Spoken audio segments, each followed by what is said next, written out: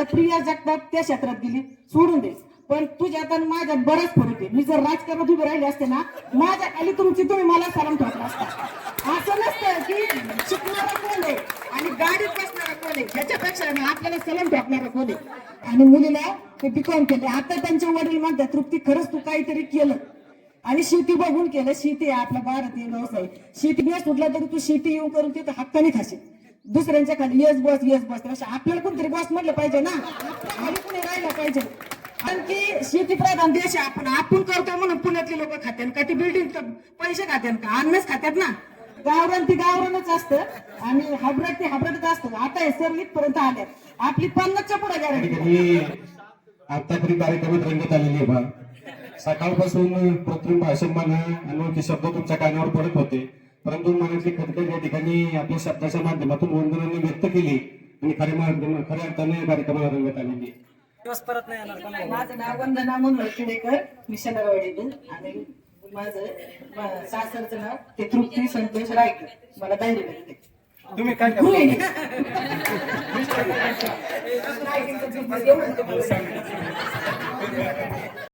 म्हणजे मग कशी मला थोडी ते नाही का भीती वाटली, काय बोलावं काय नाही. आता प्रियाने बोललं आणि सरांना बघितलं तर मला कसं मला 10वी मध्ये दिलं नाही, तर मला काही शिकता नाही आलं. पुढे इथं 10वी शिकली. आम्ही 4 जणी बहिणी, एक भाऊ. तर वडिलांनी लग्न करून दिलं, तर शेती असल्यामुळं पुढे शिकता नाही आलं. तर माझं स्वप्न काय होतं की मला आहे ना शिक्षक व्हायचं. पण ते मला पहिल्यापासून आवड होती आणि गणित मला एकदम परफेक्ट यायचं. आणि मनोज सरांचं गणित कसं स्टेप बाय स्टेप जरी इकडे तिकडे झालं तरी व्हायचं. आणि दुधाट सरांचं ग्रामर, जरी तुम्ही सिलेबस असायचं, ग्रामर जर पक्का असं तर 50 मार्क भेटत असतं. मग मुलांना मी तेच सांगितलं, मला नाही शिकता आलं ना तर तुम्ही शिकायचं. आणि माझ्या मिस्टरांचं एवढं शिक्षणाला जास्त महत्व नव्हतं. ते म्हणजे तृप्ती शेती कर. म्हणलं नाही, आपल्याला नाही ना शिकता आलं तर आपल्या मुलांना शिकवायचं. आता मी सरांचं त्यांचं ऐकलं, आता भीती माझी फारच कमी झालेली आहे. तर मुलीला मी आहे ना सर तुमचं गणिताचं हे करून ना तिला अकाउंटर करून बीकॉम करून, म्हणजे बीकॉम करून तिला अकाउंटर करून जॉबला 25,000 पेमेंट घेते सारसबाग मध्ये. आणि मुलाला आहे ना दुधाट सरांचं ग्रामर शिकून मराठी मीडियम मध्ये होता, इंग्लिश सेमीला घातला, सेमीतून इंग्लिश मीडियम आणि डायरीमध्ये झील कॉलेज कम्प्युटर इंजिनिअरिंग 1 नंबर आहे, ते 3ऱ्या वर्षाला आहे. आणि 7वी पर्यंत त्याचा पहिला नंबर येत होता. आणि आता झील कॉलेजला 1 वर्ष झालं बघा एक्झाम असतात A+ मध्ये. आणि वडिलांचं त्याच्या लाइटिंगचं आहे. हा, तर मुलाला मी आहे ना कम्प्युटर इंजिनियर नाही इलेक्ट्रिक इंजिनियर केले आणि मुलीला ते बीकॉम केले. आता त्यांचे वडील म्हणतात, तृप्ती खरंच तू काहीतरी केलं आणि शेती बघून केलं. शेती आहे आपला भारतीय व्यवसाय. शेती म्हणजे नाही, जरी तुम्ही म्हणता ना ह्या बिझनेसला आहे त्या बिझनेसला आहे, अरे बिझनेस हा काय हे आहे का? बिझनेस कुठला तरी तू शेती येऊन करून तिथं हक्काने खाशील. दुसऱ्यांच्या खाली येस बस अशा आपल्याला कोणतरी बॉस म्हटलं पाहिजे ना, आपल्या खाली कुणी राहिला पाहिजे.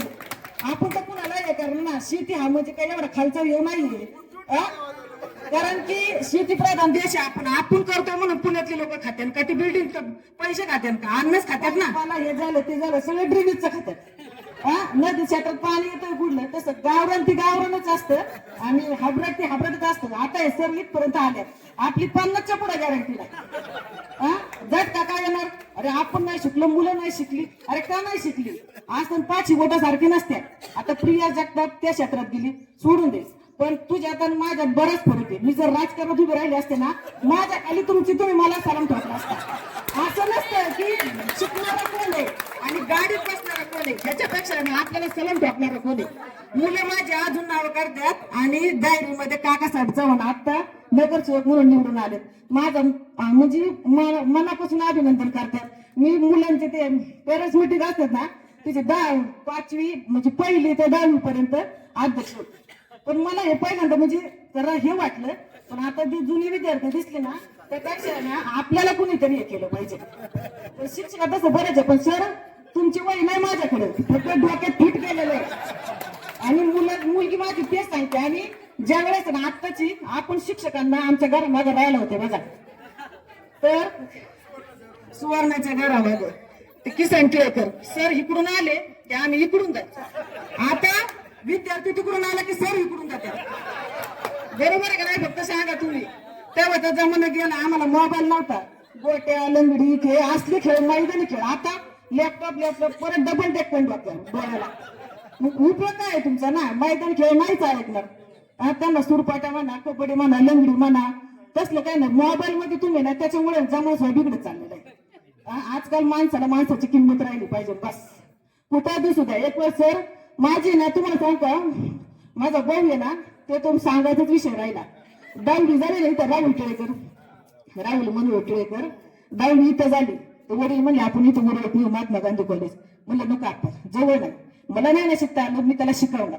मग 11वी 12वी तो वाडेगाव कॉलेज कॉलेजवरनं अशीच ओळख झाली ना, तर जी कॉलेजला त्याला घेतलं. 4 वर्ष तिथं शिकवला. आता हिंजवडीत कम्प्युटर इंजिनिअरिंग आहे. महिन्याला 1 लाख घेतोय.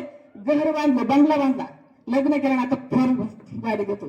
म्हणजे मी काहीतरी केलं. मला नाही शिकता आलं ना, खूप केलं. आपल्याला नाही ना, तेव्हा काळ वेगळा आहे तसं, आता वेगळं आहे. आणि विशेष म्हणजे 1 वर्ष झालं असं माझ्या मुलांनी मला स्वतः मोबाईल घेऊन दिला नाही. आपण ज्या वेळेस मुलांनी आई वडिलांची किंमत ठेवू ना, तरच आपण घडलो. नाही तर त्याने अरे ना आपण कार्य, विषय संपला. चला काही चुकलं असलं तर खरंच माफ करा बरं का. पण मगाशी मला हे झालं आणि सर तुमचं काही माहिती चुकलं असं खरंच. आणि मी सरांना काल आवर्जून सांगितलं, सर या एकटे येऊ नका, मुलाला घेऊन या, पण याच. मग त्याला ते सांगितलं, सर खामगाव फाट्या आले, 5 मिनिटं थांब आपण हे करू. म्हणजे तुम्ही सगळं आम्हाला करू भेटणार ना, नको शब्दच करणार नाही ना. तर सर काय चुकलं असलं तर माफ करा बरं का. म्हणजे मला आता सरांनी सांगितलं ना, आता मला असं हे वाटलं. आणि दौड सरांचं सुद्धा इंग्लिश मध्ये त्यांचं असतं, आम्ही त्यांना बघित त्यांचा चेहरा बोलतो आम्हाला भीती वाटायची. म्हणजे असं हे होतं पहिलं. म्हणजे खरंच मी सांगतो बघा, आता मी एवढी धरतो माहिती आहे, पण काही चुकलं असलं ना ते म्हणजे मला नाही फक्त शिकता आलं, मी भावाला मुलांना शिकवलं एवढंच. ना आता ना मिस्टर माझ्या खरंच मला किंमत देतात. आजकाल तुम्ही म्हणत असाल काय काय सांगत नसत्याल, नवरा बायकोला किंमत देत नाही. मग तुमचा उपयोग आहे. नवऱ्याने आपली 4 माणसाची इज्जत केली पाहिजे, तर बाईला किंमत आहे. घरी तुम्ही कुणी राहिले म्हणतात, बाहेर म्हणाला समाजात. खरंच मला शाळेत सुद्धा मान भेटतो, कॉलेजमध्ये मान भेटतो. राहुलला तर माझी मम्मी म्हणत तिथं जात होते कॉलेजमध्ये. आणि झील कॉलेजचे प्रिन्सिपल धनगर समाजातले परफुलटन साईडचे, ते म्हणतात ताई पैशाने नाही, मी टप्प्याटप्प्याने पैसे भरले असते, पण मुदत मागून घेतली. आणि माझ्या शेजारचे असेच आम्ही लसरी म्हणते, मग बरं एका टप्प्यात. अरे शिक्षण सगळी असतात आणि गरिबी. आता तुम्ही सांगा, मिलिटरीमध्ये ह्याच्यामध्ये आमदाराची पोर असतात, गरिबाचीच असतात. मग तेच हे करतात ना. सॉरी बरं का काही चुकलं असेल तर. घेऊ का नवीन वर्षाच्या खरंच शुभेच्छा. आता हे टिळेकर मागाशी माईक पैसे आलत्या, मला म्हणलं मी काय बोलू, काय बोलायचं, तर त्याने बोललं पाहिजे 2 शब्द. मी तर ह्या मताच आहे. जय जिजाऊ. चला खरंच बोला, मनातलं काय असेल ते बोला. चालतंय आता. धन्यवाद उमेश.